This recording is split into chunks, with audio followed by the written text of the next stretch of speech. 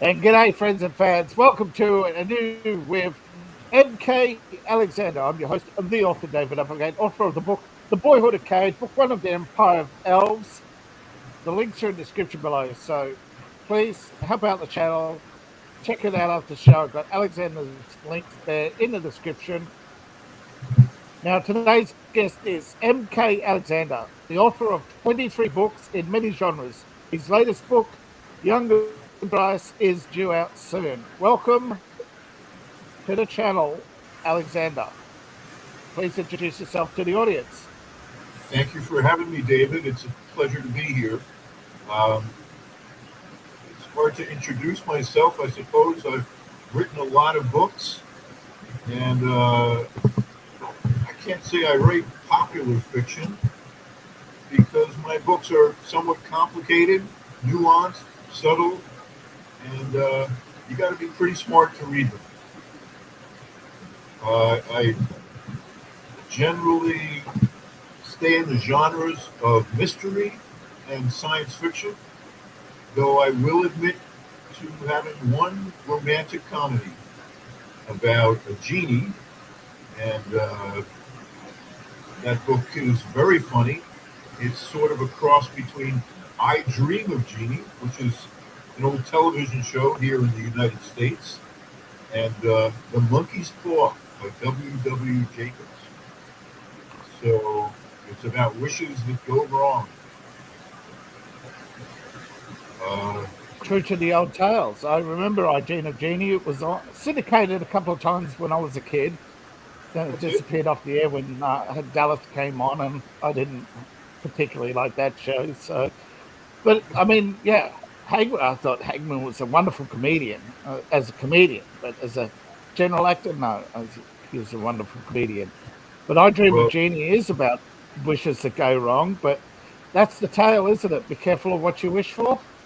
that's it. And if you know W. Jacobs, The Monkey's Paw, things go horribly wrong, which is not quite the same in this book. Indeed. I think I have a problem with my connection. I hope I don't lose you. When do you think? Well, sorry. When did you think you realised you're a writer?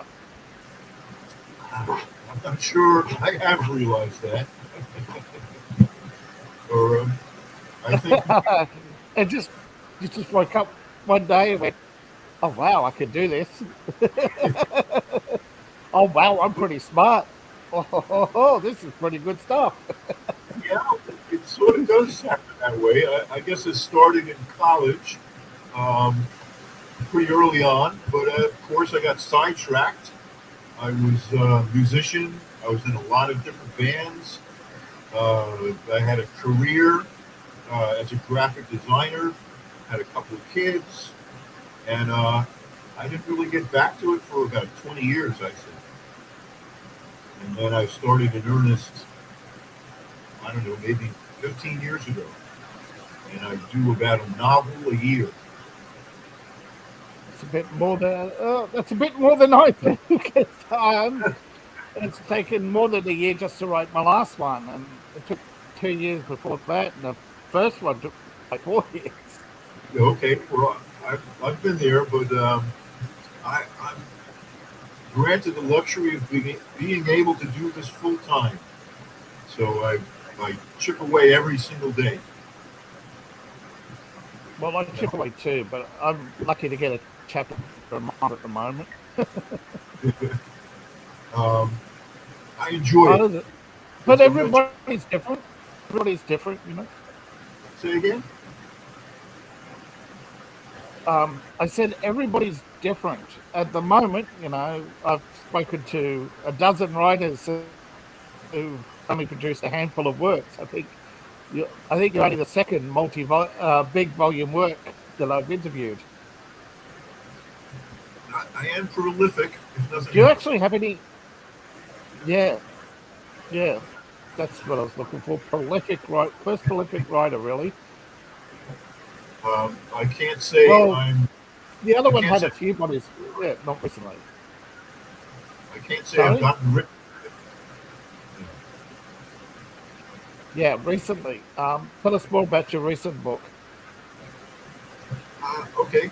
Um, the book I'm going to be releasing next month is called Younger Dryas, and that's refers to an ice age that suddenly appeared in the Mesolithic period of history. It's set in present day. It's a private detective who takes on a missing persons case and stumbles into the Hollow Earth genre. Um, it's actually is a genre, and Journey to the Center of the Earth might have been the first book of that genre. And the Yeah, detective, that was Jules Verne. Jules Verne, that's right, and Yes. he's referenced in the story, of course, and he finds an entire civilization living beneath the Earth. They're rather advanced, and they have great disdain for humans. But they're humans themselves, and they've Yes. been there for about 13,000 years. And it's Now, actually, it occurred to me, I think Verne might have been influenced by the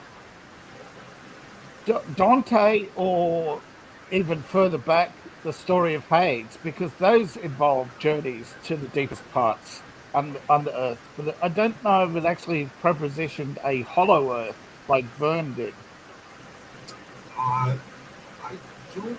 Uh, that's a good catch. Dante certainly traveled into the earth, and Yes. it was hollow because there were seven Yeah, levels. so it contained, yeah, so that Earth contained hell. Right, Hmm. right. Maybe the definitive book was 1906, The Smoky God, it was called. I don't recall the author, but Yeah. he describes the Hyperboreans and the Earth is Yeah. indeed completely hollow, and people are living along the outer surface of it. And there's some the core is sort of like the sun. Yeah. But as far as I know, Verne was the one who brought it into modern science fiction because it was, yeah. At the time he wrote that, they had no idea the Earth was filled with magma. Yeah, I think um, I'm not sure because there were tales of journeys into the Earth, but I guess the vast majority of science believed the Earth to be a solid ball. Exactly, exactly, and it Yeah, wasn't. He but I wrote do think there were those who, because apparently there's a few rifts underground that have actually been explored where you can actually see volcanic magma. there are some But I dormant. guess Yes, there might be modern discoveries. Yeah. and mankind has a penchant for living under the Earth. There's a city in modern modern day Turkey, which is they started building it, I think, in the fifth or sixth century BC. It lasted all the way through the Ottoman Empire. 20,000 people lived there, and they had livestock, churches, community centers, and they lived there basically for many, many centuries. Yeah, that's a seal. The Don't ask me to basically pronounce. it's yeah, I forget how it all ended, but basically in modern times they've had to seal up a lot of these places because they've become homeless centers. Yes, yes, that's true. There's a few caves in that across Turkey where there've been huge caverns. Actually, the largest cavern complex was discovered recently in Vietnam. Oh, It goes that is all of it's over 100 it's over 100 miles, sorry, and it's got huge caves. And I actually found a village inside that had long since gone, but people have been so. living there off and on for years and never So explored it all. great track. so to speak. Those legends gave way to Shambhala, um, and that's in the Hindu Buddhist tradition, and that's also Yeah. described a hollow earth or gasa, it's called. So all this is Obviously, mentioned. you're well researched. You're well researched. Um, Definitely. obviously, you do a lot of preparation. Yeah. What kind of preparation do you do?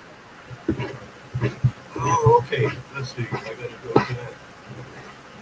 There's my questions here.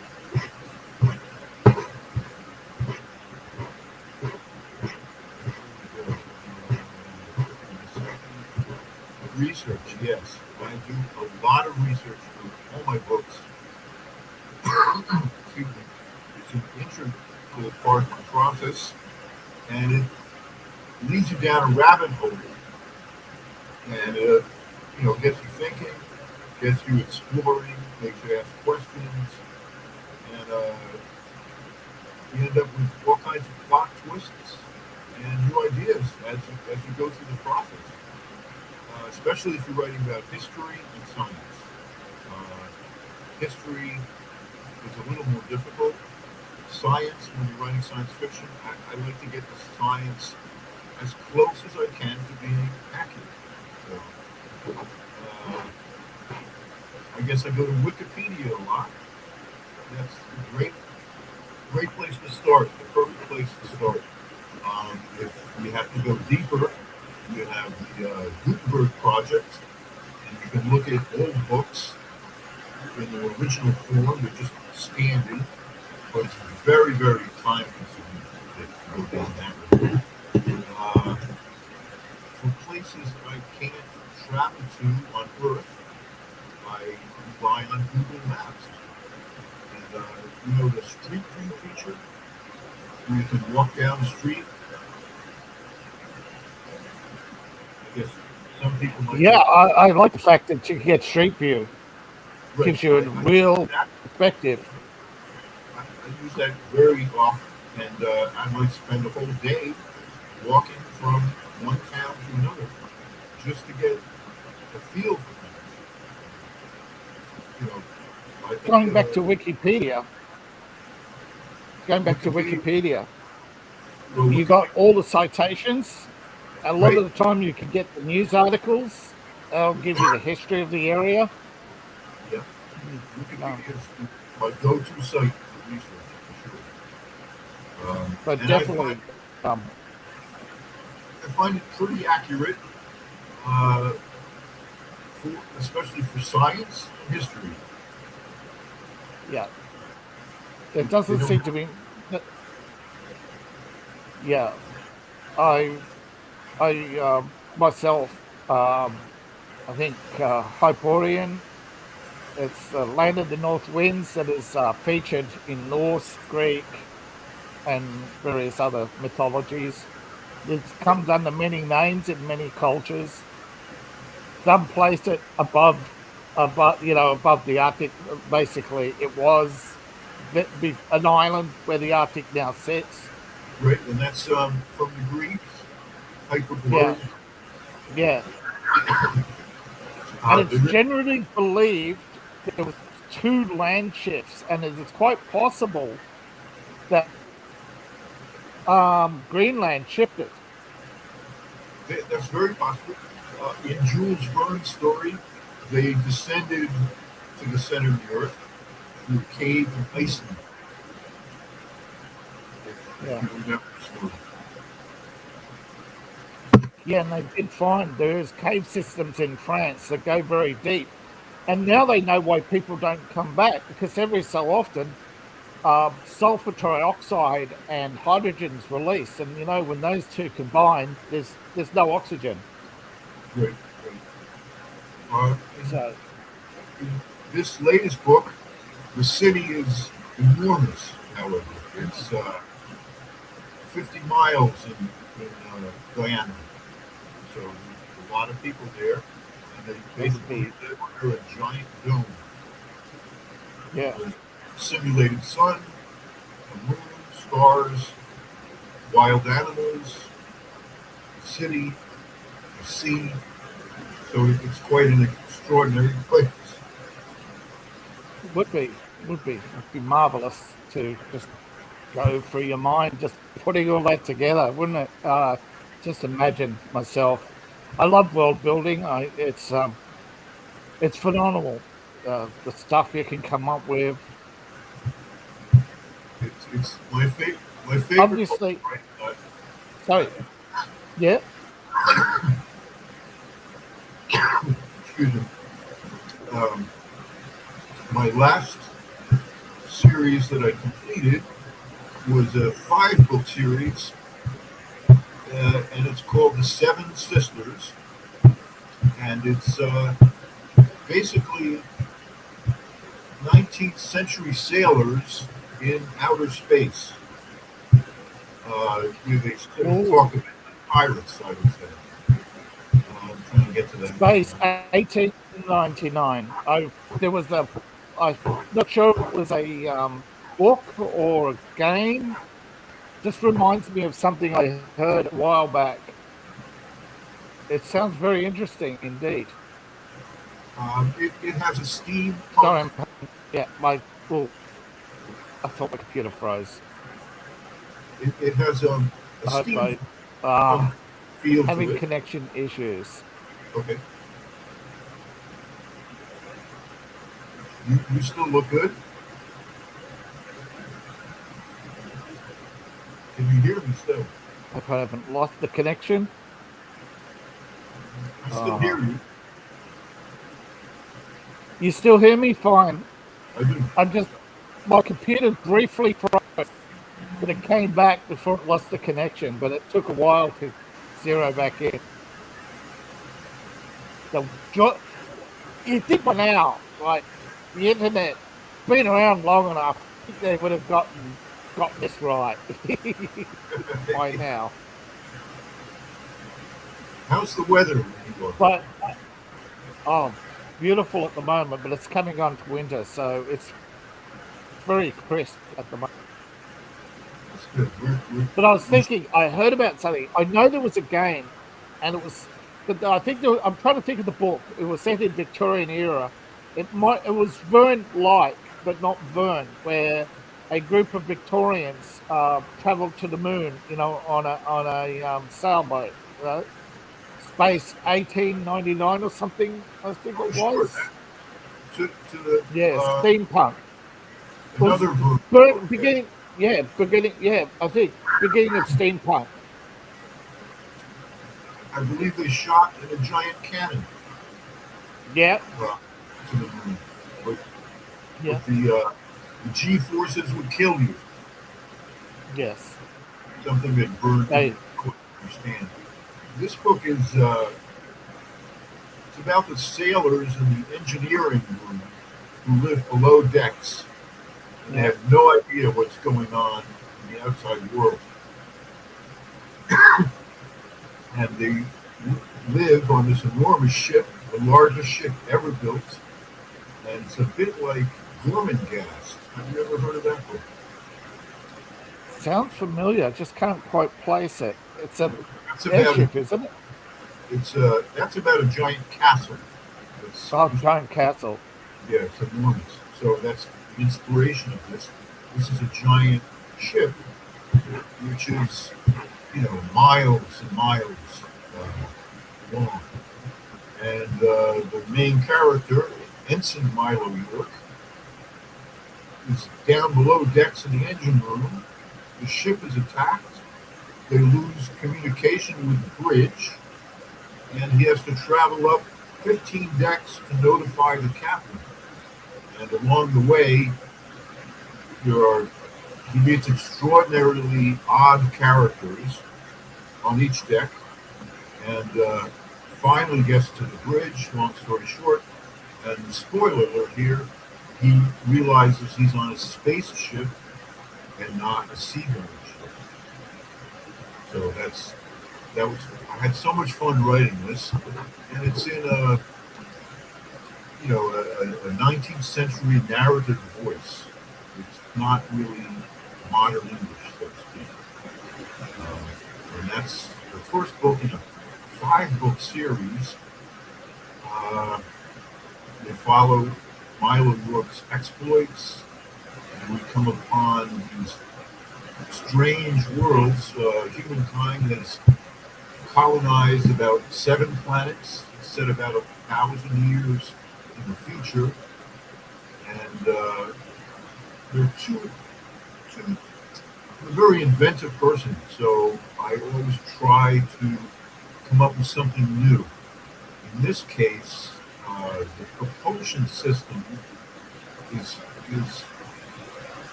driven by displacing mass from the bottom of your ship, and that's done with the Higgs field.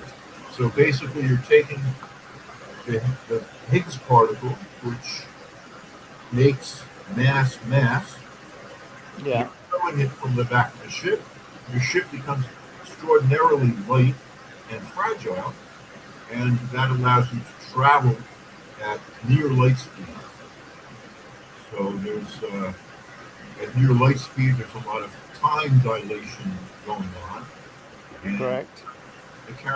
most of the characters are several hundred years old because it takes a very long time to travel from one place to another. And my ships do not travel this way; rather, they travel up and down, and they travel at a constant 1g acceleration, and that gives them gravity. Yeah. So gravity going this way or that way is sort of worthless. Instead, the gravity pushing them down onto the decks makes them feel like normal gravity. When it Yeah. decelerates, the ship flips around, and again you have that same 0g gravity. That's one thing that they're looking at right now, particularly if you've noticed the design of some of the newer rockets. They are the capsules, right? They don't rotate. They only rotate the chair. They launch horizontal and they sit vertically, but this capsule only goes up and down. Right, right. But you see, Doesn't rotate. Yeah. you see so much science fiction where they have magical, gravity generators like Star Trek, and the ship travels from side to side. Here, the ship travels basically up and down. So, Yeah. Well, I use gravity displacement, so you would travel horizontal because they use gravity displacement fields. right. So They generate their own internal gravity I to tried to displace the time space dilation. I tried to reinvent that a bit. So, Yeah. and they're I use the much older theory of the warping than because modern warping, you look at it and it's just magic. It it's just that. magically happens. Yeah. It's definitely that. Um, But another way is dimensional hopping. I'm moving to that. You start with gravity, you reach a certain point, and you basically got to dimensionally hop. Take advantage of the dimensional warping of space time itself that occurs in higher dimensions. uh, in this book, if they need to travel faster than light, they Yeah, use something called the node drive, and it yeah, compresses the space in front of the ship, so that enables them to travel faster. Uh, there are some very odd aliens they encounter, some parasites that try to invade their world. There's a civil war. Uh, the whole civilization is held together by the Royal Navy. So I had a lot of fun with the book, and it's got very good reviews. I have to say that. well, that's one thing we can agree on is that an interstellar empire is held together by its navy. Yes, that was the point. Uh, it's a bit allegorical, I suppose. Yes, because Um, what's his uh, Harrigan's honor is built on the same principle. If you've heard of that series, what's it called? Harrigan's honor, I think the book is called. Okay, no, I'm not familiar with that. I think it's web. Uh, I don't. Oh, it's not on my phone. I don't have it currently loaded. Okay. Uh, I read it a while back. I got to keep the memory down on the phone. I look because the more storage you use, the slower your phone goes. You know, that's weird. Sure. That's very true. It Uh, shouldn't affect it, but it does. And the only reason why would be because they have linear memory instead of dynamic memory. I'm, I'm pretty prep. Obviously, Uh, I suppose I ask my readers a lot because the books are complicated and they have to remember a lot to, mm, to the full experience. Um, yeah. they have to read them twice. Obviously, Vern is one of your experiences, inspirations. Who else do you draw from? Okay, well, I was brought up at a very young age uh, on a steady diet of an author called Jack Vance, and he was a pulp sci-fi writer from the '60s. The only book that people might know was called Eyes of the Overworld, and he had a character called Kugler the Clever, and he was the first amoral character I had ever run across, and this impressed me greatly, I would say, as a kid. He had absolutely no morals at all. He was only in for himself. And I'm certainly not like that, but I've never met anyone like that. And I suppose my bad guys, my villains, are a bit like him. So that's a big influence on me. My other two favorite books are The Phantom Toll Booth by Walter Justice.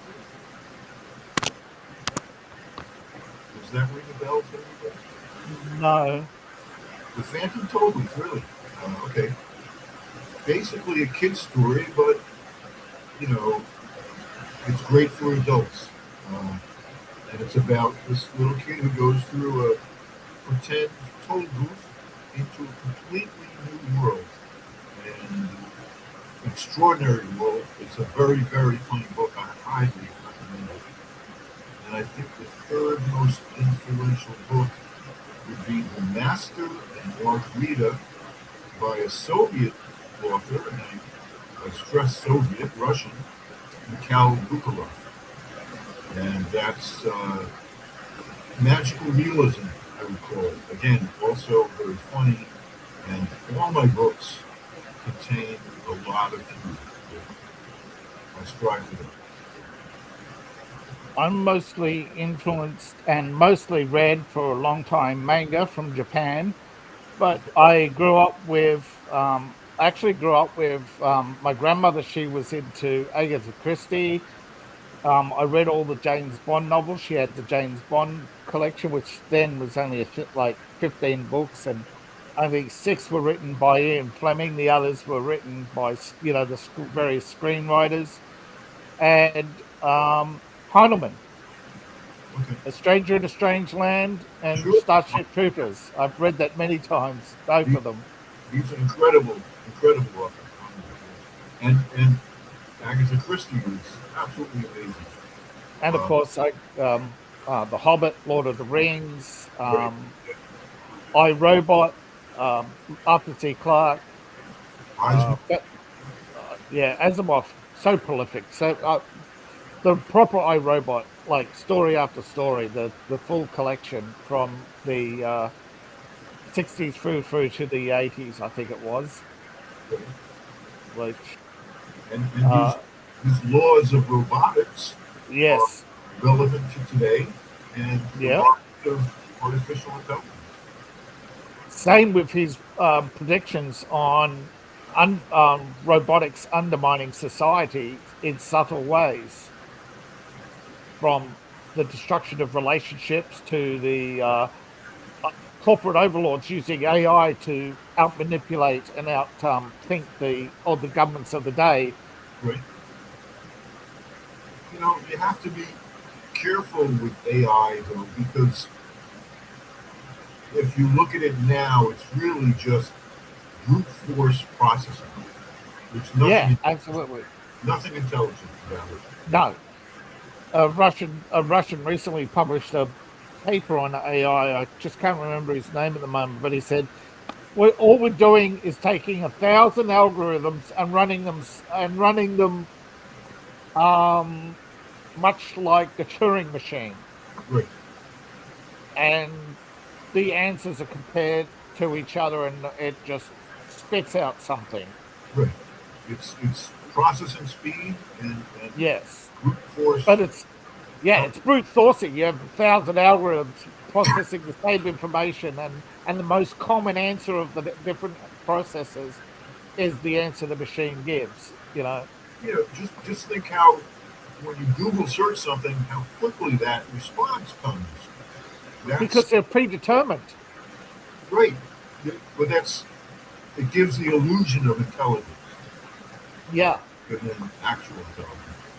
That's my because because it's thousands of algorithms have processed all your searches in the past, and so when you type in a bunch of words, it's giving you predetermined answers, which are just basically numerical entries in a database, and they just go point, point, point, point, going down the tree and spit out the page but after page it of still predetermined answers. it still blows my mind how quickly Yeah. how quickly Oh they, yeah. Oh yeah. It's compared to days. I remember back at university, the machines. You can imagine we were using PCs that were no faster than your calculator. You could actually visit, and yet we were connected to machines which are still outpacing that as fast as computers are now, like 1,025 times faster. Those machines back then already were over 100,000 times faster than a PC. right. And if they move to the quantum computers, that will be all the much faster. And That will artificial be a million times faster. right, and artificial intelligence will seem more intelligent, but nonetheless, Because it can because it can run simultaneously more algorithms. And the more algorithms it can run, the more it can redefine its own answers right, and refine, and you can run more refinement.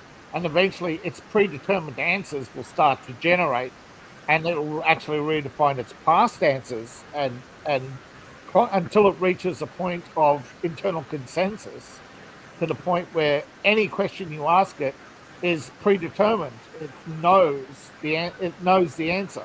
But it's right. not intelligent. It's predetermined I, through the I algorithms. I agree with that. I don't. I think we're quite a ways off from actual thinking machines, intelligent machines. Yeah. That But will, the problem with AI is because they're predetermined answers, that means any new information isn't going to be processed. Because once it's received consent, once you have machine consensus, the AI won't refine. It won't go back. right, The only way to force it to go back is to constantly upgrade, because that's the only time the AI starts fresh. The I, algorithms are programmed in such a way that once it's reached consensus, it locks it locks all the other data away. It will never revisit it until you reset the algorithm. And because it's based on because it's maximum processing, the only way you can force reboot is to give it more processing speed. and the danger is, manipulation of information, Yeah, the that's loss, right. right, the loss of history. That It's some been obscure. already Yeah, obscured or reinvented. Somebody says, "Oh, somebody used black chalk. He must have been black." No, there were clearly times when, throughout history, nobody was depicted as white, and we don't know what happened. We don't know why the Greeks suddenly decided to paint everybody red, but that was a style. That right. was a style that came through. It didn't mean people were red then. It's the same with the Chinese. You look at the Chinese and you go, how did they depict? Why did they depict themselves as white? And then you realize they just didn't. It was the color of when the color of the paint faded over time. If you compare modern to then, and you see over time the actual colors, and you go, it's just fading. Maybe the Greeks had a little bit too much iron and oxidated in their paint. We don't know because we aren't privy to all the information. That's true. And that's what happens with AI is once it's finished its algorithms, it's limited by its algorithms, and once it's finished, it won't revisit. It's worse than an ignorant human because at least an ignorant human, there's a chance that they'll realize wait a minute, the information doesn't match my visual processing. And we have algorithms writing algorithms. Yeah, and eventually you have. Now, there are examples of where AI is needed, like guidance systems for, look at the intercept of the asteroid. How many they had to do 600 changes per second Right? to avoid impact with the debris, coming in to impact with with the main body of an asteroid to see if it can be then pushed by the craft off course. And it's rotating in every direction. Yeah, it's rotating and everything. So it's firing all these different motors. It's stuck there. It's gripped onto the asteroid. It's hanging on for dear life, but it has the option to let go and reposition itself. Right.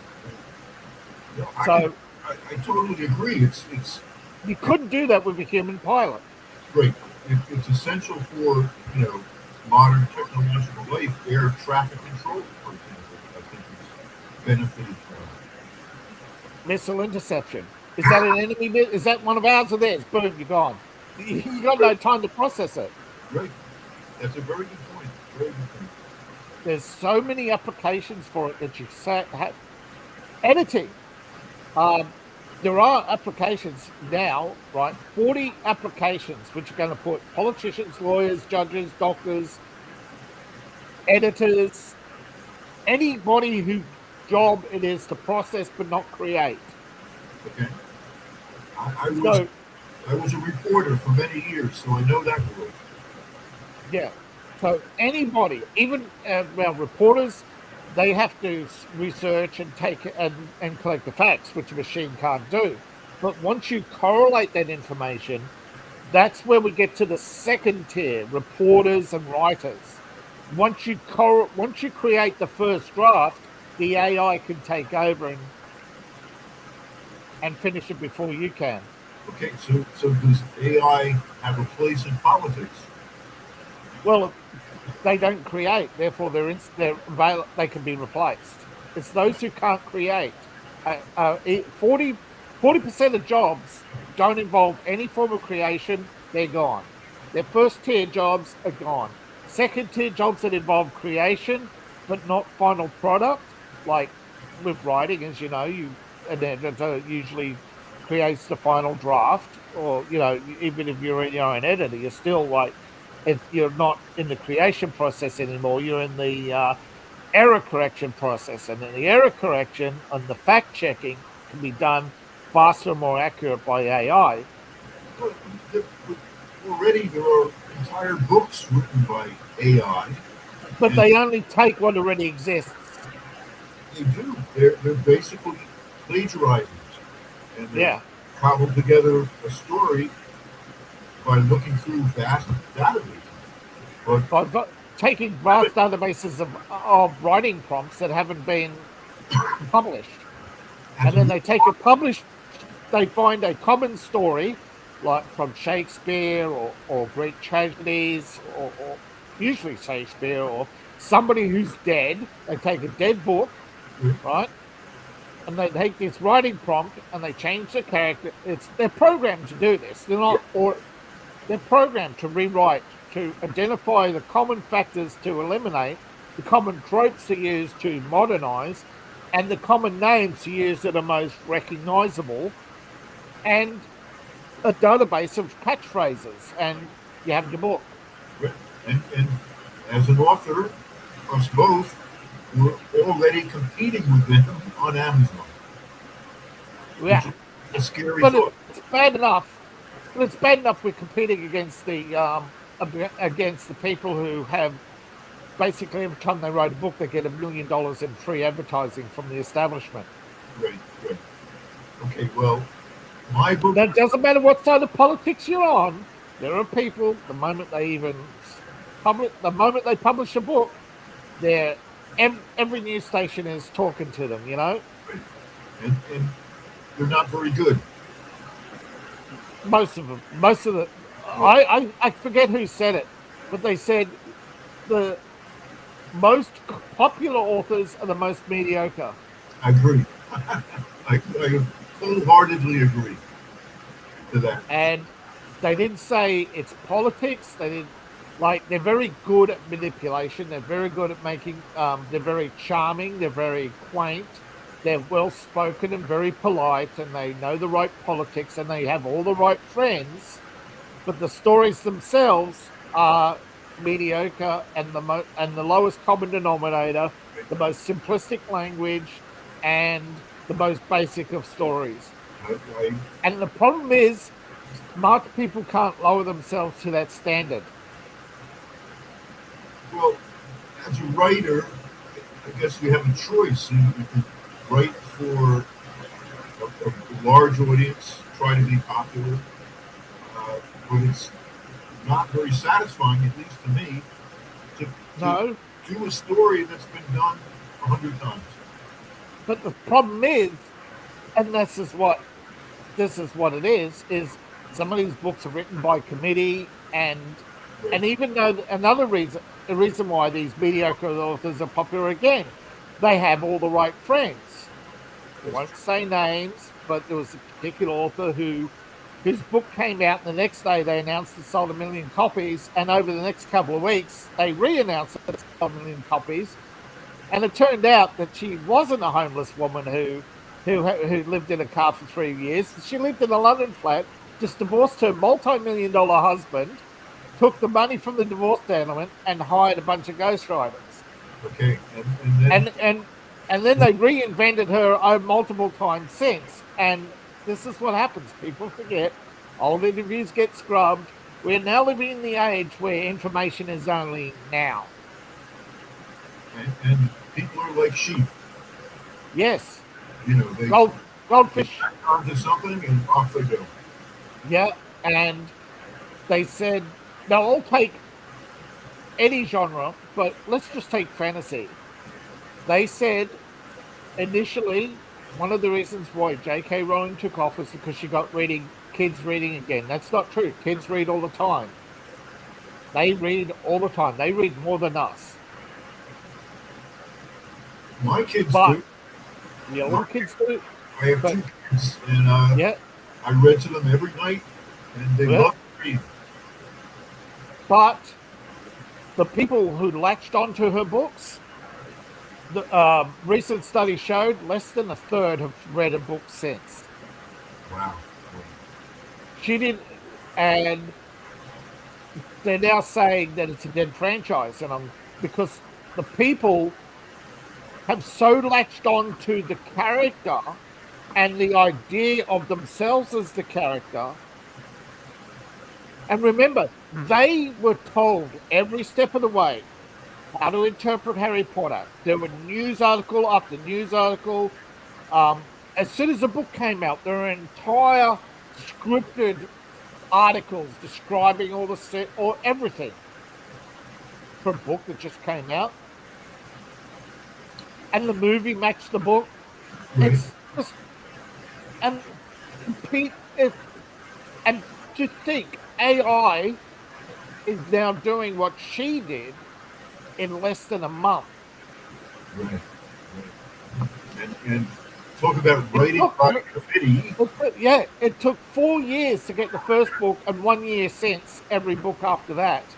But Right. now, what is AI? It's doing a book a month Frightening. at least. You give it your target audience, the subject, you go through your characters, you spend more time on the nuance of, you know, all the changes, and you pick your genres and your subgenres and your B story.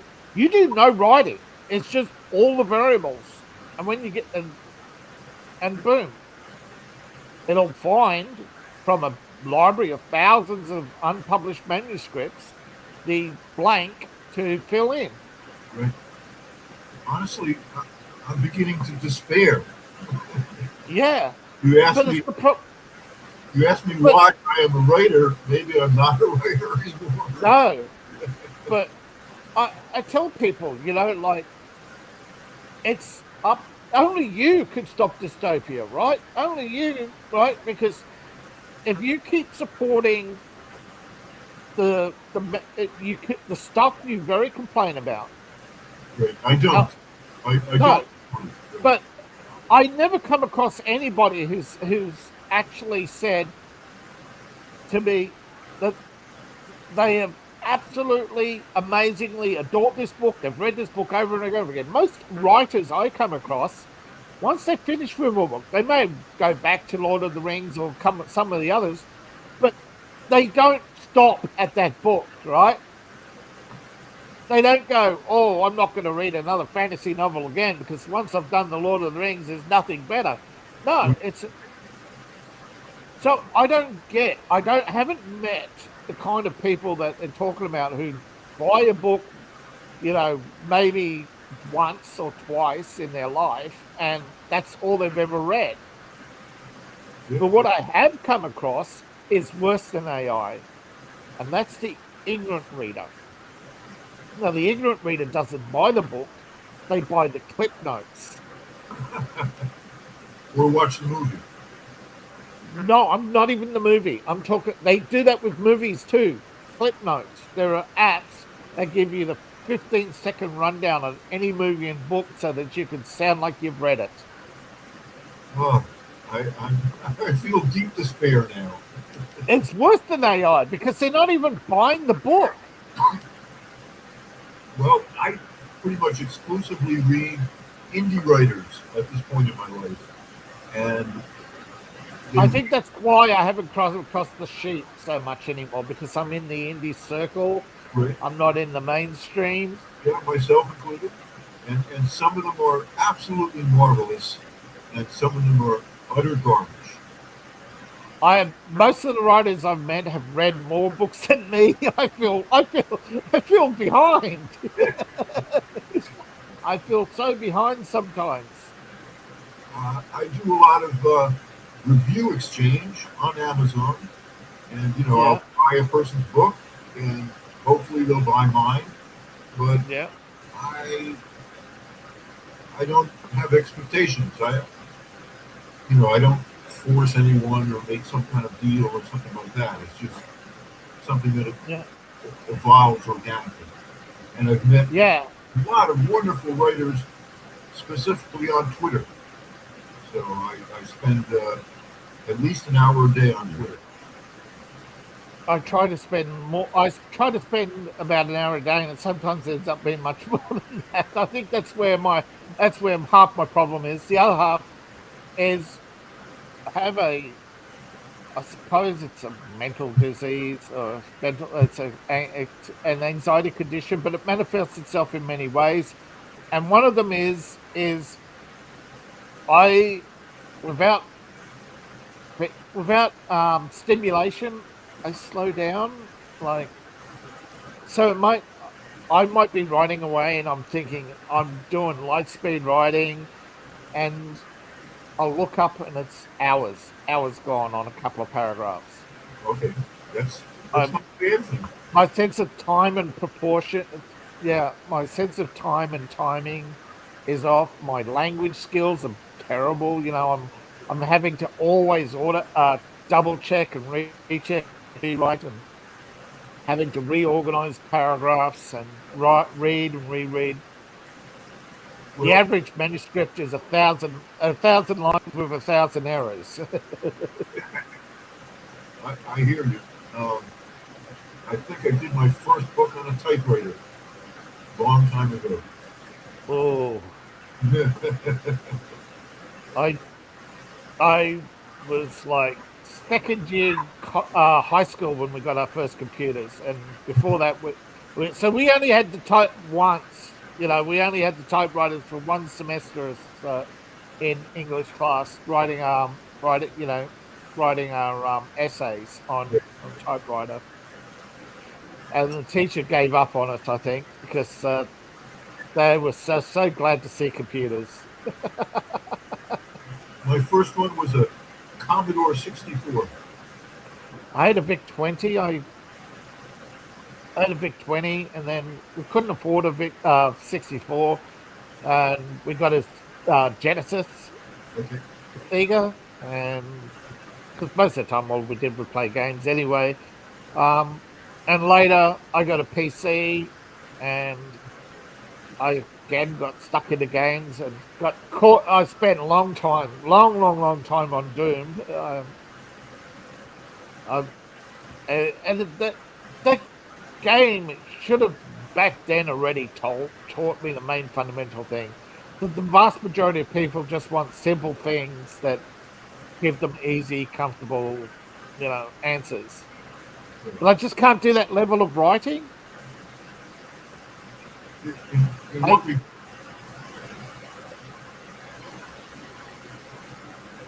But everybody has a favorite writer. I mean, I suppose that's with me, I'm torn between Heidelman and Tolkien, because both were geniuses. I've read all the Doom series as well. Herbert was phenomenal in conspiracies that unfolded over time.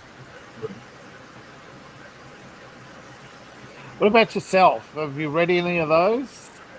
I, yes, I've read all the science fiction, Heinlein, Yeah, Weisman, everybody, for sure. I I think The Foundation is one of my favorites. oh, Uh, Foundation, Foundation, such a twist, right, with the donkey, yeah, that was such an very, amazing twist. And the whole premise of Foundation is the best laid plans of mice and men. yep. It's a common theme, right? A Yeah, common approach. and yeah, uh, but June, people still don't get it. When I say to them, the point of June is there are no heroes. Okay, charismatic leaders promising you good things are not good people. That's for sure.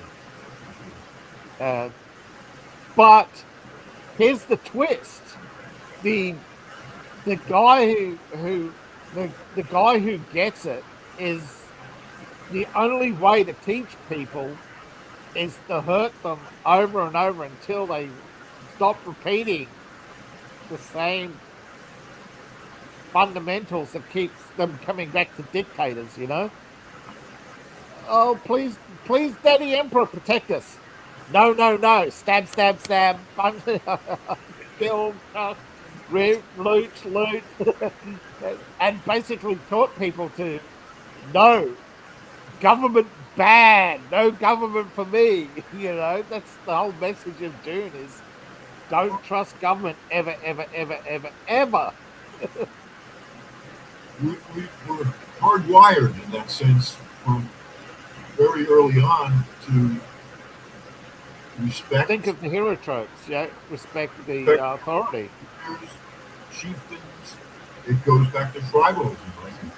Yeah. But again, it's about survival, and they're saying that evolution doesn't happen because you evolution won't happen because you're comfortable. You won't grow and expand. They're in that comfortable sphere of the seven known worlds, and even though there's thousands of other populated worlds, it's always back to the comfortable little cradle of Ix and Caladan, and you know doesn't and Arrakis, and then later, when Arrakis is finally destroyed, there's the great escape. This guy, yay, he's dead, and then they all flee. But then his remnants, all the little remnants, and all the people who fled before him. So it's Well, I think the fundamental point at the end is history is going to repeat itself no matter what we do. because of our nature. But at least, Our own but at people. least, if you set us free, we have a chance to survive.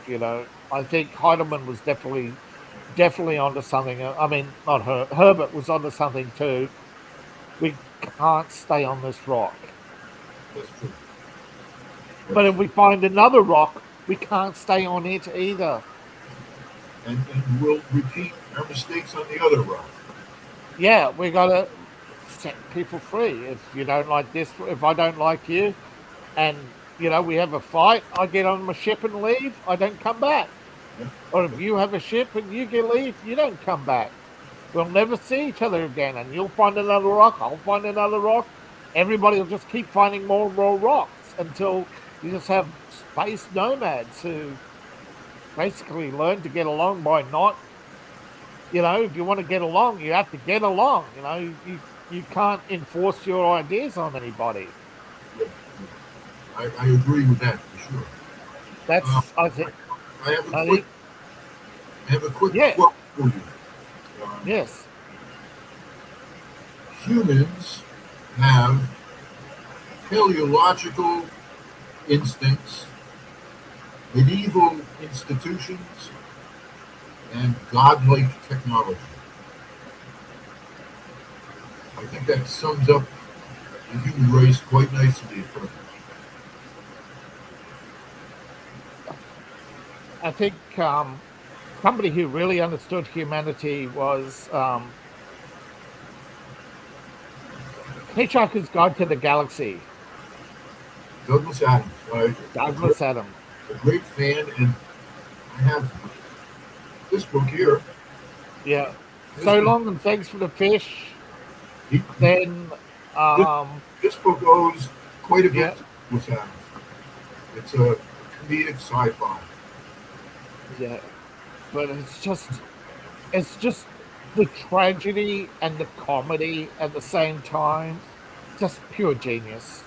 The, The cricket, the cricket wars, the humor he has. the humor, the bureaucracy, the mindless bureaucracy, and it's like, oh, I should have got this. I should have got this one.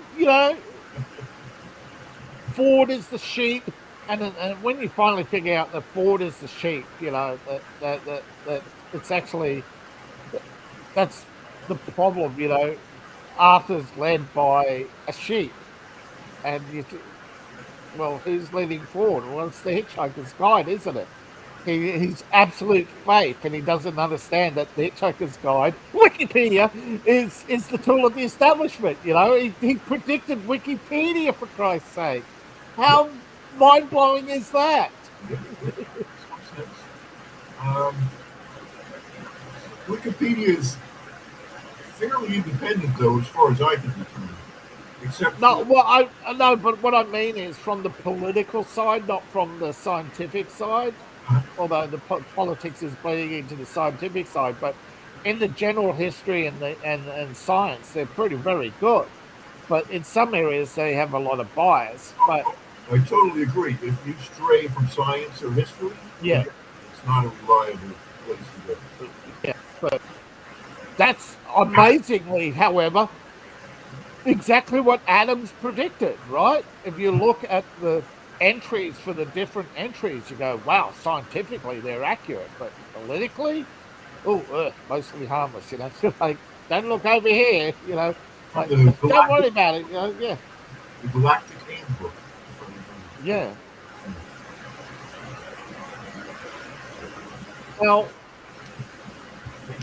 obviously, outside of Wikipedia, you actually do any physical, like other physical research or like um, sources. Like, it's this amazing source out there that you can go. This is a great resource. Like I mentioned, the Gutenberg project, where you can look at the scanned books, Yeah. old books, but it's very time consuming to go through them and find the information you need. So, I'm not sure it's worth the time and effort. In the old days, of course, there was the library, but that's sort of a thing of the past. Yeah, I suppose it is. And Of then course, I'll write about locations that I'm intimately familiar with, of course. So that's another form of research, I suppose. But what did you have in mind? I was thinking of, when you come up with a story idea, do you find out if it exists? Like, do you search engine? Um, do you go through Kindle and just type in a few words to see what comes up? You know, I don't, because I know that my imagination is quite different than everyone else's, and I tend to reinvent things. I did a 5 book series on time travel, and I wasn't happy about how others did time travel, so I ended up reinventing the process. And so I'm sure that it's unique and no one else has done this. Um, the same thing with Well, the ships I was telling you about in the other book. using the Biggs particle to manipulate mass. Right, right. In the sense of time travel, my characters, if they jump to the future, they're in a place they've never been before. So they remain the same, and the future is new. If, however, they go back in time to a place where they existed, they re-enter their minds with the knowledge and the memories of where they traveled. So that eliminates the grandfather effect, for example. So it's time travel reimagined in a large sense of the word. Um, Really. so I'm safe to say that the things I write are highly original, and I don't dwell on, oh, has someone done this before?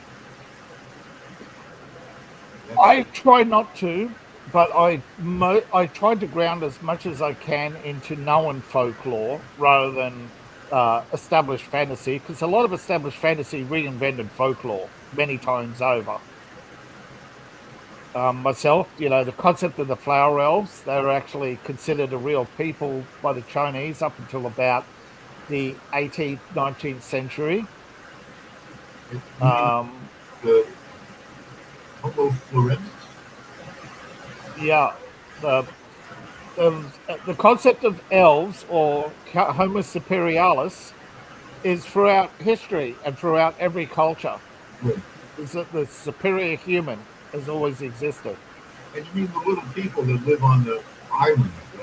That's the reinvention. Yeah, Right. Well, they're in the anthropological record for sure. yeah. There's anthropological records of elvish people. With the heart faces, the pointed ears, the long nose. There's anthropological records and sketches of goblins and ogres in Germanic records as died out. There was the village of the little ones. These were little people. Are we looking at Denisovans and Neanderthals? Yeah, and the Savant, I think they were called in Nor Norway, was it? The basically these were small people who were found to be living underground, and they Okay. had swarthy skin. Yeah, Ah. So, and so every legend has some truth behind it. there's always some truth. That there were um, pictures recently surfaced in a Turkish museum of a 15-foot tall man, Okay. and I could believe that over time, yeah, that as circumstances, you can imagine, like, you could see population declines happen throughout history. So it's quite reasonable to believe that, except for one, the particularly with elves, where particularly in Irish legends, the kings would take the wives as their own, so they basically bred the population out. Every generation was in decline since the coming of humanity. There's the you see even today with genetic studies, they say, well, blue eyes just suddenly appeared. Yeah, blonde hair, blue eyes was actually attributed to the fair elves, or the high elves, or the field elves, or the mountain elves, whichever the region your legends attributed to. Okay, blue eyes, blonde hair is probably only 20 or 30,000 years old, and Yeah, those people arose from the middle of what's now Russia. yeah, yeah, but through that period from central Russia to central Germany, where it spread, those used to be forests uninhabited by humans. Okay. And there was one long forest that traversed right through, and it was, the Black Forest. The Black Forest had rules. You had to respect your elders, not call the Fae by name, not address the Fae by name, and they said that that's where the blonde hair, blue eyes, came from. And So maybe you it's know, the remnants of some ancient people that have been forgotten. yeah, ancient people whose civilization was one of many bulldozed by the horrific events of the 1930s and 40s. Because Okay. look at the Black Forest; it was a battlefield which was essentially annihilated by artillery and tank through the advances of the Germans and the retreat and the advances of the Russians into Germany. Or But even further back, maybe these people were destroyed by the Neolithic revolution and the advent of farming. yeah, there was many things that or a disease. Look at how many peoples over the years have smallpox has wiped out. It's pretty wiped out. Yeah, though those who survived, yeah, for those who survived, but for those who didn't, entire towns. Same with the plague, entire towns disappeared. Thousands of languages and cultures have disappeared through just natural genocide. I forget who said it, but basically, nature takes no prisoners. Great. Well, that's North American, Native Americans here in my continent were Yeah, wiped out by smallpox. yeah, but Europeans got so comfortable with the idea and living with smallpox, they had no idea that it would decimate anybody else, because they thought everybody had it. Right. That it was, yeah, But our immunity arose from living with farm animals. Our immunity to smallpox over generation. yeah, yeah. Catching other diseases and stimulated our immune system that was previously dormant. Right, right. Well, I don't know why our immune system was dormant in that 14th, 15th century era, but it was, and probably poor nutrition. Right. Uh, I think though the advent of farming, in that sense, Modernization, yeah. yeah, Modernization of farming, yeah. Definitely. that exposed us to it. To And, cowpox. Yeah, yeah, yeah, cowpox. cowpox is what saved us. Yeah. And of course, no cows in North America, although the bison didn't have cowpox. No, There's no pox. no horses and no pigs either. Yeah. But what's remarkable is people actually forget there were landings for about 100 years before that, and yet smallpox didn't take off. So that might have been just sheer coincidence, or the fact that ship captains would only take healthy sailors for long voyages. That's a good point. That's a good point. You hear stories about smallpox laden blankets given to Yeah, but that was I attribute I, most stuff like that to bureaucracy and incompetence. okay. Like people not wash people just washing in cold water instead of going through the whole process. Save a buck. But then again, you can look at You someone ne- like you you Cortez. never know. Look at You him never like know. he used it to full advantage. Right? Yeah, Cortez brought down an entire civilization with like 20 people. yeah. But he also used he mostly scouted. He obviously had a lot of advanced information because there were statues to indicate the Spanish had visited there earlier, 100 years prior. And he used the local tribes. He used too much. He knew where the cities were. He had a rough idea of where all the cities were when he arrived. He knew that there was meant to be a city where he arrived, and there wasn't.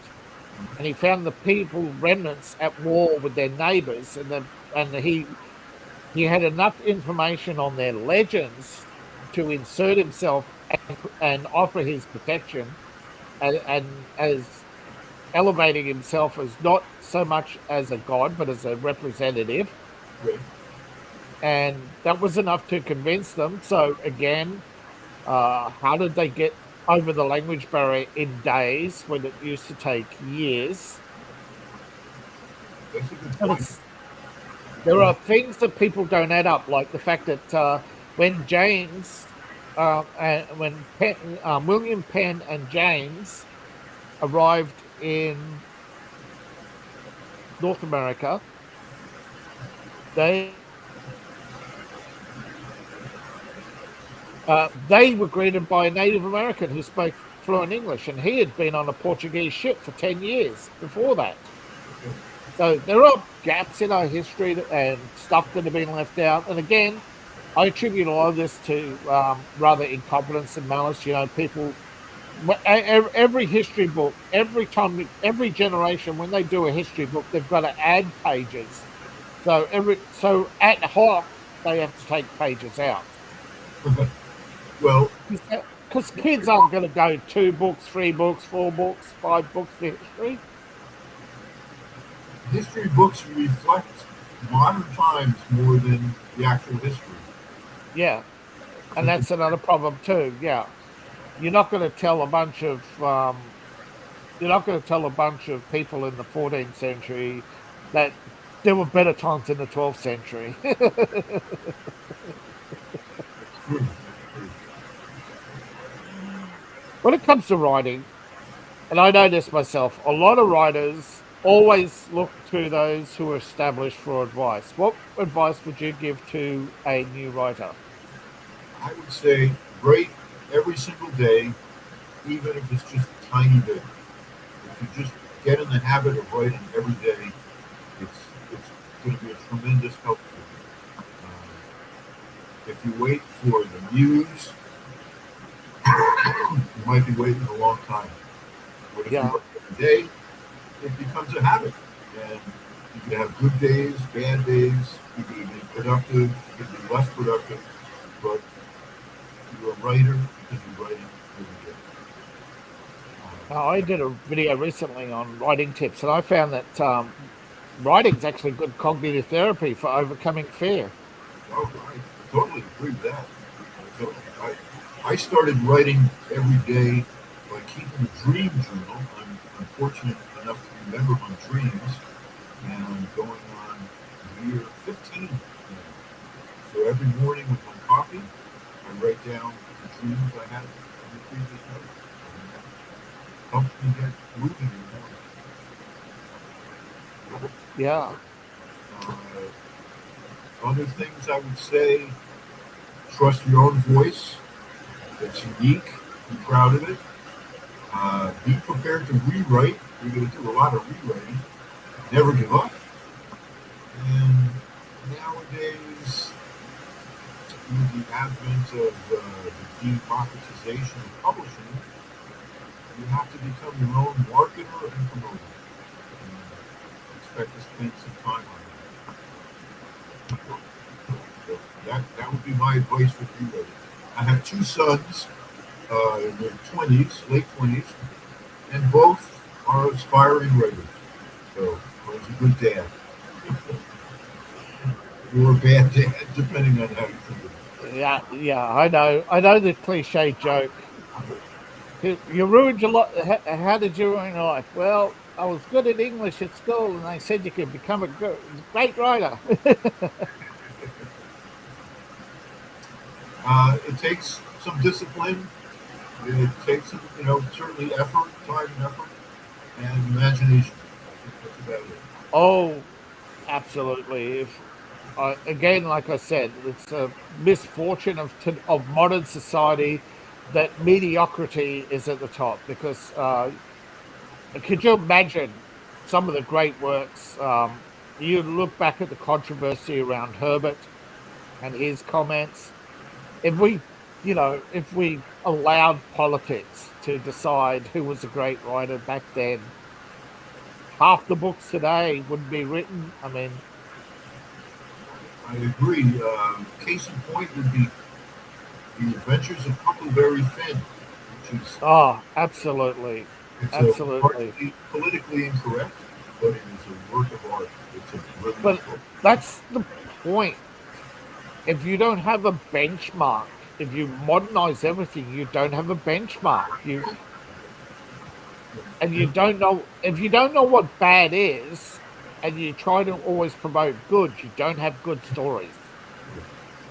yeah, we're at that point in our civilization, for sure. We're at the point where half our comic books are nothing more than mediocre soap operas.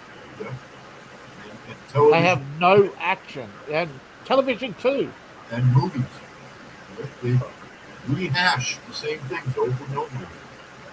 Yeah, but I'm talking no action. I'm talking about everything. I mean, not action as in not everything has to have violence, right?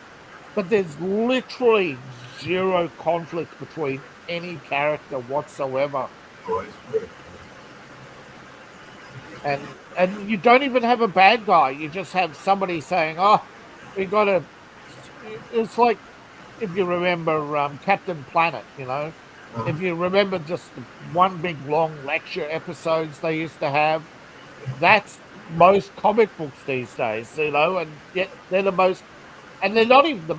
People keep saying, "Oh, made this guy made 1 million and that guy made 1 million." Yeah, but it's an industry where within a second you could go from being the best to the worst. Right. It's And an industry that consumes itself constantly. is making 1 million the point of it. And what's the point of making 1 million if your marketing costs two? Yeah, that's true. We're living in an age where there are more people making money off authors than there are authors. You've got the thousands of employed editors, publishers, market, digital marketers, physical marketers, bookstores, distributors, printers, print on demand services, edit. Not just you've got all the multi editing services. And some of them like ridiculous sums of money they want for a few hours work. And Design. cover design, at least with cover design, you can tell somebody's work up That's, front. that's true. I found an amazing guy on Fiverr who does my art. Well, I have two artists. One does the cover and one does the characters for my Patreon. Oh, is that But what you saw? Your books are on Patreon? yeah, I do the advanced reading and development on Patreon. I put the art on Patreon, uh, trying to encourage people to join. But Patreon's now put up a I lost a lot of people when Patreon put up a adult, give us your real ID. They asked people for their ID, and a lot of people just wouldn't give it. You can give it your credit card. Right. I That's think that should have been enough, right. but for some reason they also want the ID, and I don't know, maybe a lot of people don't use their mum's credit card. I prefer to remain anonymous. Sure. Yeah. But either way, I do RPG stuff as well. And I like the idea, that I can develop my world, give it rules, come up with the magic system. Okay. I There's, try not to treat. I understand it caused a lot of controversy, but I actually understand the idea of not having monsters defined as evil. I mean, no society has ever lasted being evil. It tears itself apart. that's true. That's very true. From the We, inside, we not the inside. Yeah, usually it tore itself apart many times over before it becomes a major threat to the world or even its neighbors. Unfortunately, there are examples in history where organized evil does exist. And we've got plenty of examples that we don't need to basically demonize everything to give. We don't need an external threat anymore. We can look for and actually understand that the internal threat is becoming the greatest threat is allowing an internal threat to rise and turn a normal passive peaceful population a lot into a threat against its neighbors or its others, othering society. And the problem is when a bad idea spreads like wildfire and will be ignorantly defended by the ignorant, whereas a good idea, like you said, it's very hard to appeal to a large audience with a good idea. You're preaching to the choir. As an American, I see that happening to my country at the present day. Yeah, and I said it's not about politics. You see it on both sides. You see it everybody doing it these days. I see the country tearing itself apart.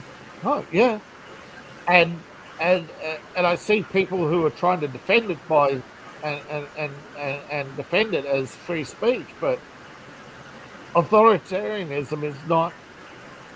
I don't know. The founders, particularly as I thought, but now that we know the Federalist Papers are incomplete, we don't know their incomplete thoughts, and that's dangerous. That the government does not allow you to understand the basis of the Constitution and why.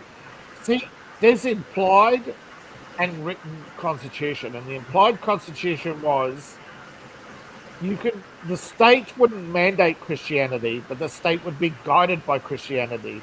That that speech had its limits, and they had drafted many such papers, and then spent nearly 80 years testing each other's theories on free speech and its limits. Yet you can't look at that stuff. You just can't go somewhere online and go, "Oh yeah, here it is," and we'll go through the Federalist Papers together. It's just not happening. You can read drafts, you can read segments of it, but you can't read the whole thing. It's like, what is that?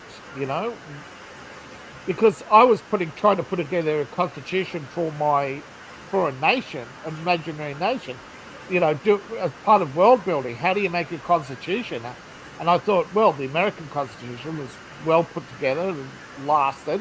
I want to put something together like that, Fundamental Charter of Rights and Responsibilities, and you think it would be easy to find the information. I wasn't aware of that. I only say it's not a sacred document. It's a document written by humans. So Yeah, thereby, yeah, but and it's the same with presidential immunity. It doesn't matter which side you're on. If you take one person's immunity, you take all, because the founding principle is equal under the law. You cannot subjectively apply one law to one person and not the other. certainly, And equal under the law, when it comes to presidential immunity, it is always a given all the way back to Washington when he pardoned these men, for their actions. Even though some of them were reprehensible, how was he going to decide who was responsible when people, when half the colonial army was dead. What are you going to do? Prosecute the dead? You're going to keep Pardoning people and having immunity for your own actions in office yeah, are two different kettle of fish. yeah. But what I'm saying is we don't have the debate over that. We have the decisions that were made, but we don't have the debates. We don't have the um, wherefore to sit down and read all the various past papers on this, on why previously courts have decided what was immune and what wasn't immune, and when it was immune and when it wasn't immune, because they always had a standing document that was passed from Attorney General to Attorney General to never prosecute a president. Or the tradition. And and when a tradition becomes so standing, that can be very misleading to the public and make the public believe there is such a thing as constitutional immunity. And I only myself, and having read and researched this, only myself just found out that doesn't exist. That is something that people have assumed existed. I lived through Nixon, so I beg to differ. He certainly was not immune. Yeah, but that was a ruling by, and that's where I think it comes to is United States versus Nixon, is it? That was never prosecuted because he resigned. He resigned before prosecution. Yeah, yeah. But in the formation of the papers, in which, basically, which side you're on doesn't matter anymore, which side anybody's on doesn't more. But the fundamental principles were never challenged, and that is whether or not he was prosecuted by smear or he had actually undertaken. But his defense had never risen to, and as far as I knew, 3 of the so-called alleged offences were actually things that he inherited, like he inherited the Laos War, he inherited the Cambodian campaign, he inherited the Vietnam War, he inherited, and he also had a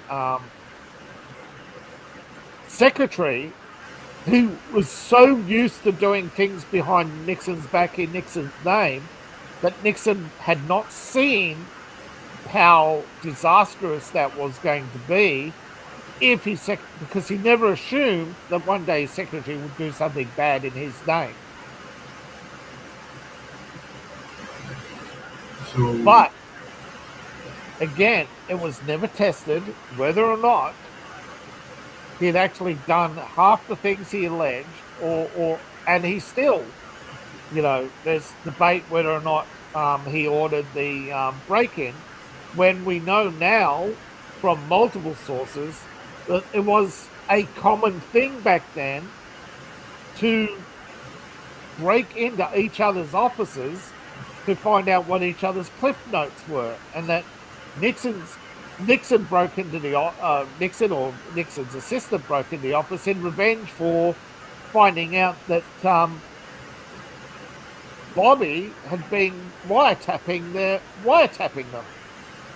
Well, Nixon's resignation might be viewed as a coup. Yeah, but it was tactful withdrawal, but it was also a coup because it was orchestrated by the deep state. It was whether or not he'd done any of the stuff, whatever. They decided that he had to go because he took away their war, and that Woodward used to be went from the Office of Naval Intelligence, resigned, reinvented himself with a new dossier as a reporter. Yeah, that I knew. But what most people didn't know is Deep Throat was the assistant director of the FBI, who was also the one who knew about the Nixon tapes and was probably the one responsible for turning off the tape recording in the second tape recording, because there were two. There was one on the Nexus. There was one in the Resolute desk, right? There was the but there was the second one in the cabinet of the Oval Office, a big old 8-track machine, which And they had different things on it. recorded everything. Was supposed to be recording everything, and stuff like this is what erodes public trust. Because how do you trust Republicans to tell the truth if you're a Democrat, and if you're a Republican, how do you trust the Republic? They can't trust each other because nobody. And then it comes down to the actions of why blame the party for the actions of the individual? Why blame Nixon for the actions of his staff? And it comes down to who did what when, and who knew what when. And because none of this was tested in court, and we always have different opinions, I'm of the opinion that it serves as a test case for investigations, right? Particularly at high levels. And nobody seems to have learnt from that to construct your case in a timeline rather than what's published. Because if you go by what's published, you can. Sometimes those articles are days old. Have you ever actually? I've looked at the Ukraine war. Some of the stuff, comes out weeks or days. Sometimes only days later, sometimes weeks later. If you look at the battlefield on one map today and the battlefield map the other day, they can dramatically change. Yet for 6 weeks, it hasn't changed. So all these things erode public trust. And as authors, they make for great stories, but they don't make for great history books. Propaganda has been with us for a very long time. Yeah, but when it comes to research, I think my point was, when it comes to research, I was just researching. If you can't researching something accurate, it undermines the public trust, and it turns what should be a fairly routine and easy piece of research to do. Is this a valid constitutional point or not? Because from my point of view, right, I've tried to put together a very comprehensive yet simple constitution that a society over time would evolve. But if my research is flawed, I got to now look at it and say, oh, geez, there's now stuff that I've never taken advantage of or know of. And then I think, well, I'll have to write it down to those events never happened for them. They never had, because they've had only a few, because in my series, they've only had a few leaders, right? Even though they've got a large Senate, it's really, they've only had one change in 10,000 years.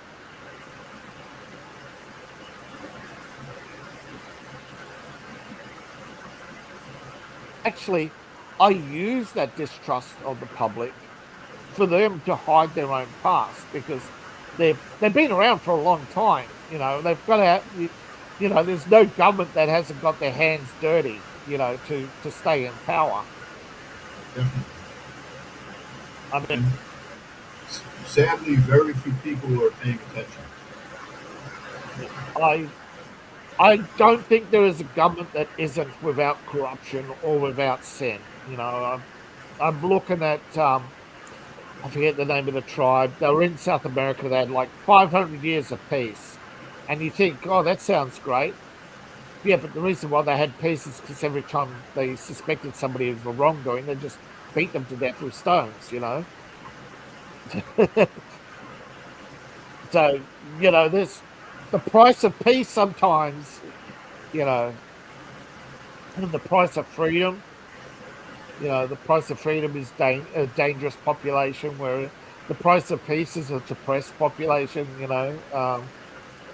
and these things writers can use to create, particularly dystopia.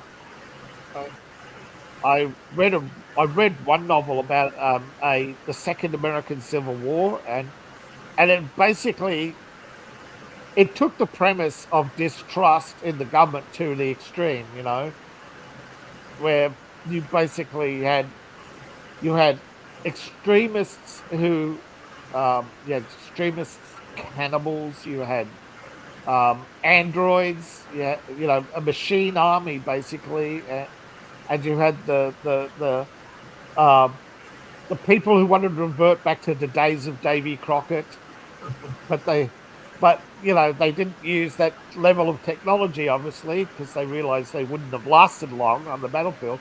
But you had these different factions which you wouldn't have thought of on your, that just absolute crazy. And now you look at politics today and you go, this seems sane, like you can actually understand where this writer was coming from. And it was really brilliant, really well put together. Just wish sometimes my brain wasn't so scrambled. Well, we've strayed into politics, I think. Yeah, I think I went too far trying to understand because I've got this nagging feeling in the back of my mind that I missed something putting together my own and my own research, and I want to, the fundamental flaws of freedom. Had they taken into account every, to hold people accountable, that if people have plead whatever, well, I was temporary insane, whatever, that they had all the institutions in place, where to put people in the jail and what jails Well, and that, my thinking is we already live in somewhat of a dystopian world, and it's yeah. much more difficult to write a utopian world where things work out. Well, I'm trying to write about a people who are trying to, after 10,000 years, thought they had it all solved until their past caught up with them, basically. Okay. That's a good premise. But because, as you can tell, sometimes I meander. I'm a few books in and haven't really got to the meat of, three books, 3 books in, and I'm sort of like now dealing with the new emperor's coming of age, where he's a horny teenager who's just, and you can imagine how a horny teenager plus extreme wealth, extreme power, and a charismatic aura. It's not likely So he can create a utopian society. yeah, but he thinks he can. Okay. Well, that makes for a dynamic character and a plot twist. Yeah. So, and of course, sometimes I think I could have cut this down to all one book and just a few chapters and cut most of the characters out. Um, but people tell me it's a great story, and my ego tells me I have to agree with them. But at least I know it's my ego telling me this. Most people are not. But again, scrambled eggs sometimes. I can understand, like I've met so many great writers and can actually understand why myself. I'm pushing a boulder uphill. You're pushing a boulder uphill. Most of the people watching were pushing a boulder uphill at one point, You're all and surface. we're not. We either get to the top and let it roll down, or we just let it roll over us. We can't stop. Yeah. That's what we're doing. And I didn't mean to stray too far into politics. I just want to understand something so that I can fix what I worry now is a fundamental flaw, that the assumption of, although I could probably use this at some point, the assumption of immunity as a plot point down the track. That's what it's called, isn't it? The assumption of immunity. Okay. When It's somebody's a dangerous when road to go down yeah, in a yeah, government that is ruled by law. yeah, that's right. It's a dangerous assumption. Yeah, an assumption of immunity. Yeah. So, And That's better than fixing it. You got a point of conflict. I have actually a plot point to actually help kickstart my little war that's been brewing in the back of my mind between past rivals who have long since been forgotten or assumed to be extinct. Just these people scattered. These people went into space. They assumed other races died out, and their past has caught up with them. The dark elves have come out of hiding and begging them for sanctuary, and they decide, hey, I'm going to help you rebuild your society. And we take on your magics and build up our own society, but outside forces are watching and they say this ain't going to be good for us. These dark elves can't be trusted. And there's, we better preemptive strike. Nothing's more dangerous than a paranoid government, right? Except a paranoid government with starships and nuclear weapons. be sure to check out your work. It sounds very interesting. But I haven't got there yet. I'm still in the I'm still in the I'm in the second book of his escapades, which is called the Exotic Tales. The Erotic Tales of the Empire. This is Cade, who's coming of age as emperor. A boy coming of age as emperor, and that's the last thing you want is a teenager with that much wealth and power. Well, it's been a great pleasure to visit with you and talk to you. You're a very interesting guy. I think your work seems very interesting as well. Yeah. Getting And on with you have an amazing set of books. Thank you. Thank you. Yeah. And hopefully one in Australia.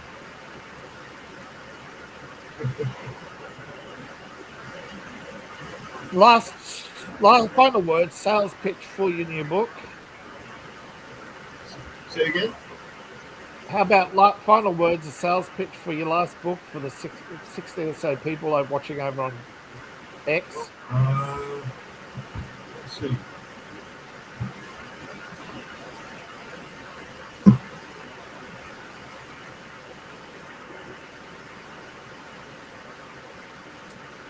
Okay, I have a quick excerpt from my time traveling series.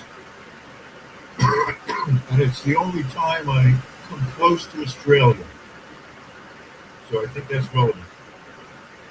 In all, it was a long flight from Paris, some 20 hours or more. I slept a mile away and kept buckled in for the most part. There was at least one rapid descent, an incident of turbulence in the bathroom. I felt the floor drop beneath my feet and had to hang on for dear life.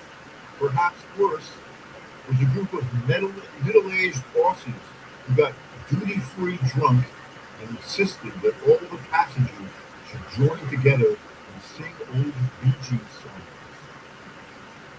That's why I probably have not sold the book in Australia. Oh, yeah. I've actually been on such a flight, although most trips from Paris to Australia would go through Dubai for a stopover or Singapore. It says that in the paragraph before. Yeah. Go through Dubai. But that's about it.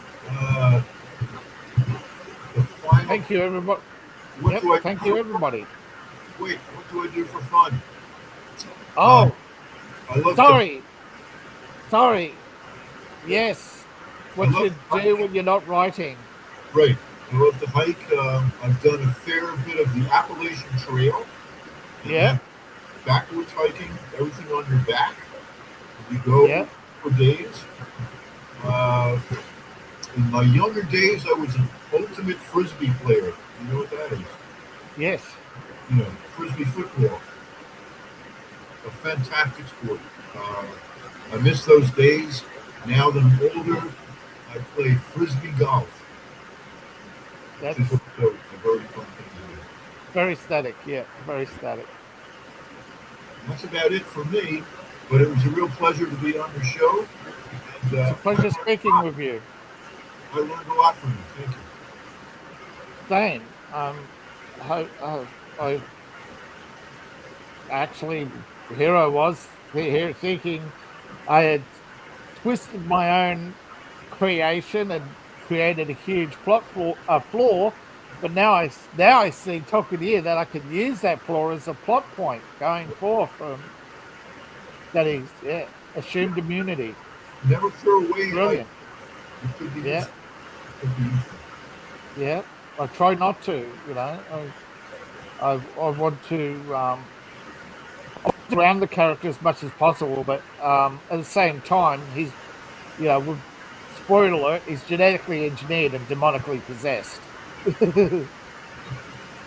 And of course, he's a magic user. He's not only a magic user; he has divine power. So, he has a lot of advantages that most people. He's not a regular guy. On top of that, he has dragons for friends. So, but I wanted not to go too sci-fi or too fantasy. Science fantasy. Trying not to create aliens and alien races, but and I didn't want to go the Star Trek route of monster of the day, and I didn't want to, and I wanted to have. I originally conceived these five different periods of time. We had the dinosaurs and the races that would have spawned off them. Then the elves, and after the elves, the different other races had gone out into the stars, and then humanity collapses in on itself, and Earth is a dystopic wasteland. And from there, the elves they meet with the dark elves that bring them back into the fold. They rebuild civilization, and then they, as during Cade's expansion, that's where they run into the avian who tell them, "Nope, this is our sacred planet. This is it," and try to push them back, trying to, seeing that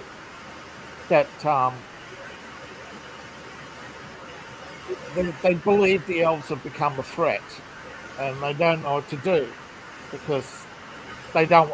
An intergalactic war is improbable or impossible to fight. Matter of logistics. You destroy each other's ships. It just becomes a chaotic mess. And basically, when you got the power to destroy planets, nobody wins. Yeah. So there's a lot of politicking and shifting that you have to do to build up to a war, and that's why I've taken my time building up to it rather than just jumping chapter by chapter into it. It was more book by book with different stages. And again, like you, I wanted to take the more intellectual route and give it a justification, not a. I mean, a justification you'd arrive at from reading, not a justification that's written on the page that says, we're doing this because they're expanding. Like, Give your readers some credit instead. yeah, give some readers the credit that they can work it out. There's a lot of nuances, and then going back a lot of stuff that you didn't think was relevant is, oh, now I get it. And hopefully that's the point, that to try and understand that there are nuances, not politics. Politics are absolutes. It's football, not human nature. That Cade's politics are. If I fail, my family throws me out. That's about it. It's just succeed. Success driven. Can't see the forest for the trees. Has lots of good intentions, and I can understand that. A lot of people have good intentions. I've met well-intentioned people. I've read a lot of well-intentioned people in history. For all we know, Genghis Khan got the tribes together because of what he said. He had said he was sick of the attacks from the Chinese, and that they would retreat behind their wall. So, throughout history, there's good intentions, and that's what I've tried to use. But sometimes I think my own meandering takes over, But I have a few beta readers that say, no, everything's on track. Don't worry. You know, The so as feedback. long as keep it as real as possible. But you got the fantasy elements. They can cast spells and that, and they actually try to avoid magic. They don't want to be. Because magic can be countered. People distrust magic because, hey, are you making us think? Worried about mine. There's all these things that Cade is sheltered from that are slowly coming out. The slow burn. That Yeah, because I thought the slow burn because I've read a lot of series that went through quick, right?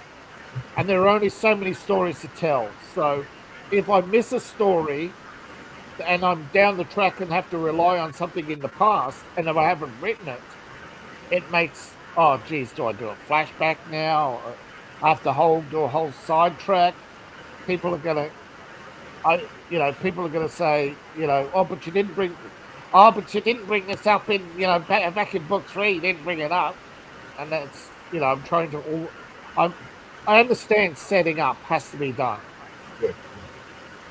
And world building has to be done. Yeah. And I hope I haven't taken up too much time, but I think you understand world building. I did a whole series on it myself. And one of the things I was going to do was about building a constitution, because I think that's something, when you're building a world, you need a fundamental set of rules for your story. Good. So I've got your links in the book. Your book links are in the description below. I think I've just put your Amazon link and your Goodreads because restricted, I think, 1,600 characters. I couldn't fit the original list in. Yeah, no, that's the catch-all. It's a good place to go. Yeah, catch-all, good place to go. Wish you the best of luck, and don't forget to subscribe and share. And Absolutely. just, I've put the links out there ready for people. And as we saw, we had an amazing 23 people now over on X. So thank you for coming. Thank you. I appreciate it. Right. Before I go, since you went political, I'll give you one story of mine you should read called The Tax Man. It's a short story, and it's about the democratization of tax collection. And I think you'd be interested in that. The democratization of tax collection. The Tax Man, eh? Yes, it's a political thriller, a short story, and it gets nothing but rave reviews. Well, I will be sure to check that one out because the Tax Man is my greatest enemy. I don't tell people this often, but I was bankrupted by the tax. I was bankrupted over tax back in IRS would 06. for years, so I have a sort of inbuilt dislike of the taxation system. you're going to like the story. I thoroughly recommend it. Thank you. It will change taxation forever. I hope so, because the current system is just so unfair to so many people.